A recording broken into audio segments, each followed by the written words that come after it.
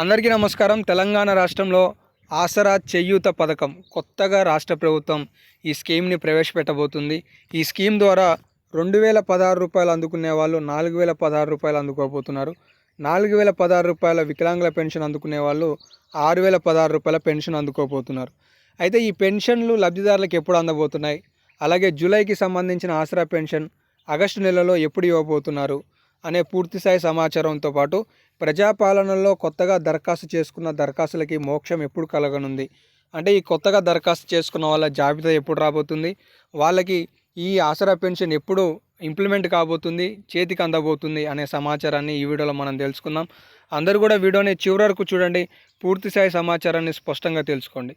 అయితే తెలంగాణ రాష్ట్రంలో చేయూత ఆసరా పెన్షన్కి సంబంధించి రాష్ట్ర ప్రభుత్వం అతి త్వరలో ఈ పథకాన్ని ప్రారంభించబోతుంది. అయితే ముఖ్యంగా చాలామందికి కూడా ఈ పెన్షన్లు రద్దు అవుతాయనే సందేహాలు ఉన్నాయి.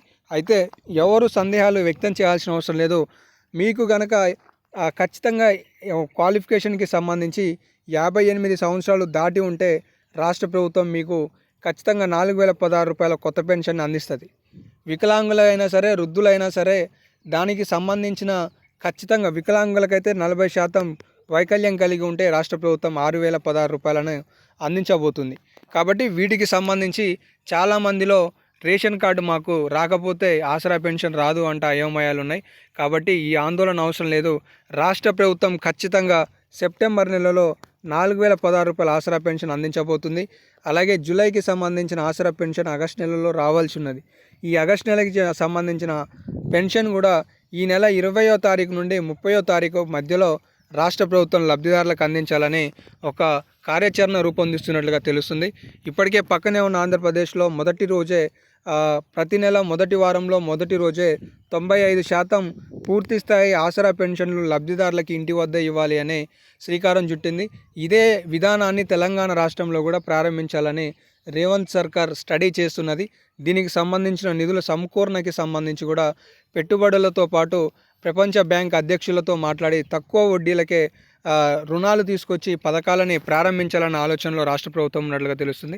ఇందులో భాగంగానే తెలంగాణ రాష్ట్రంలో ఆసరా చేయూత పథకానికి సంబంధించిన నిధులను రాష్ట్ర ప్రభుత్వం ప్రతిపాదన కంటే 15,000 కోట్ల రూపాయలనే కేటాయింపు కాస్త ఆందోళన కలుగుతున్న సెప్టెంబర్ నెలలో 4016 రూపాయల కొత్త పెన్షన్ని ప్రారంభించి, అలాగే కొత్తగా దరఖాస్తు చేసుకున్న వాళ్ళకు కూడా అదే రోజు జాబితాలో చేర్చి పూర్తిస్థాయి జాబితాను విడుదల చేసి సెప్టెంబర్లో పెంపుతో ఒక భారీ బహిరంగ సభను ఈ 4016 రూపాయల గీత కార్మికులు, బీడీ కార్మికులు, వృద్ధాప్య పెన్షన్ పొందేవాళ్ళు, అలాగే ఒంటరి మహిళలు వీళ్ళందరికీ సంబంధించి భారీ సభని ఏర్పాటు చేసి రాష్ట్ర ప్రభుత్వం 4016 రూపాయల చెక్కులను అందజేయాలని భావిస్తున్నట్టుగా తెలుస్తుంది. అయితే ఈ పెంపు చేసిన అనంతరం 2025లో రాబోయే బడ్జెట్లోనే లబ్ధిదారుల చేతులకి డబ్బులు అందుతాయనే సమాచారం అయితే తెలుస్తుంది. మొత్తానికి ఇక్కడ సమాచారం చూసుకోవచ్చు. నిన్నటిది రైతు భరోసా ఏడాదికి 15,000 రూపాయలు, వ్యవసాయ కూలీలకి 12,000 రూపాయలు. ఇదొక గొప్ప శుభవార్త. తెలంగాణ రాష్ట్రంలో కూలీలకి కూడా 12,000 ఆర్థిక సాయం ఇచ్చే మొట్టమొదటి రాష్ట్ర ప్రభుత్వం తెలంగాణ రాష్ట్ర ప్రభుత్వం. అది కాంగ్రెస్ రాష్ట్ర ప్రభుత్వం ఈ ఏడాదిలోనే ప్రారంభిస్తామని చెప్పేసి నిన్న ప్రకటించడం జరిగింది. అయితే ఇప్పటివరకు ఎవరికైతే రైతు భరోసా పడలేదో వాళ్ళకి సంబంధించి కూడా అతి త్వరలో ఈ రైతు భరోసా ఒక్క కారుకి 7,500 రూపాయల చొప్పున ఏడాదికి 15,000 రూపాయలను రైతుల ఖాతాలలో వేస్తామని చెప్పేసి కూడా ఈరోజు ఒక అప్డేట్ని అందించడం జరిగింది. మొత్తానికి ఇందిరమ్మ ఇండ్ల నిర్మాణానికి సంబంధించి కూడా రాష్ట్ర ప్రభుత్వం 4,50,000 ఇండ్లను రాష్ట్ర వ్యాప్తంగా మంజూరికి నిర్ణయం తీసుకోవడం జరిగింది. అలాగే కూలీలకు ఆర్థిక సాయం కావచ్చు, 500 రూపాయల పంట పెట్టుబడి బోనస్ కావచ్చు, మహిళలకు అందించే 2,500 రూపాయలకి సంబంధించి కూడా రేషన్ కార్డు ఆధారంగా రాష్ట్ర ప్రభుత్వం ఈ లబ్ధిదారులకి పైసలను విడుదల చేయాలని భావిస్తుంది. తాజాగా తెలంగాణ రాష్ట్రంలో ఆసరా చేయూత పథకానికి సంబంధించి ఉన్న లేటెస్ట్ అప్డేట్స్ అయితే ఇవి.